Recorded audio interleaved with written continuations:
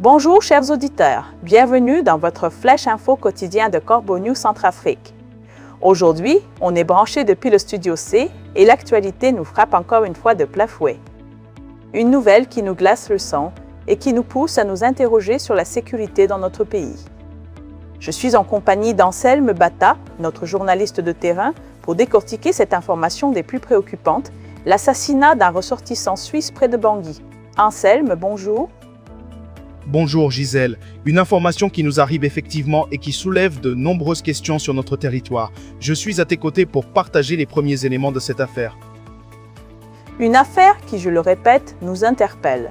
Dis-nous tout, Anselme, que s'est-il passé exactement? Eh bien Gisèle, l'événement est survenu ce samedi en plein après-midi vers 15h.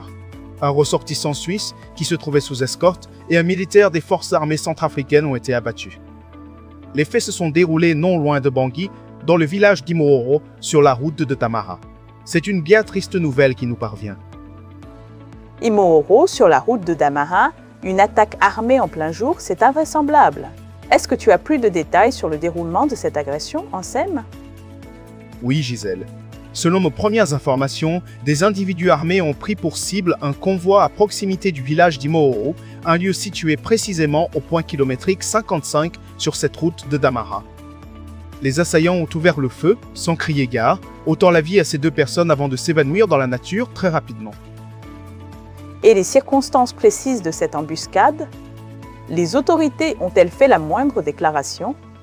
On imagine bien qu'un tel événement ne peut rester sans suite? C'est là que le flou demeure, Gisèle. Pour l'instant, les autorités n'ont pas encore communiqué le déroulement exact des événements. Elles restent discrètes sur les détails de cette agression.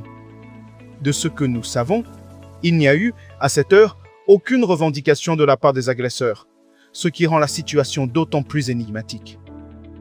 Donc, on est dans l'expectative la plus totale. Aucune explication, aucune piste formelle pour le moment. C'est une situation bien complexe pour la famille des victimes et pour tous ceux qui comptent sur la sécurité. Exactement, Gisèle. Notre équipe de Corbeau News Centrafrique est sur le terrain en ce moment même pour tenter d'obtenir plus d'éclaircissements sur le cours des faits et surtout pour confirmer les identités complètes des victimes. Pour l'instant, nos investigations initiales indiquent bien qu'il s'agit d'un citoyen suisse et d'un soldat centrafricain. Une affaire que nous allons évidemment suivre de très près. Une affaire que nous allons bien sûr suivre avec la plus grande attention, Anselme.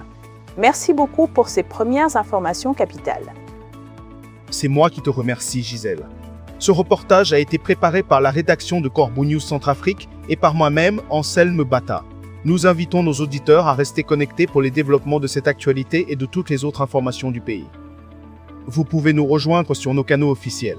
Nos contacts sont disponibles sur WhatsApp au +136 70 16 44 65 et notre adresse mail est redactionnecorbeau-centrafrique.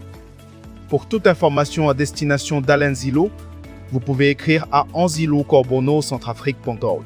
Merci de votre fidélité et à très vite sur Corbeau News Centrafrique.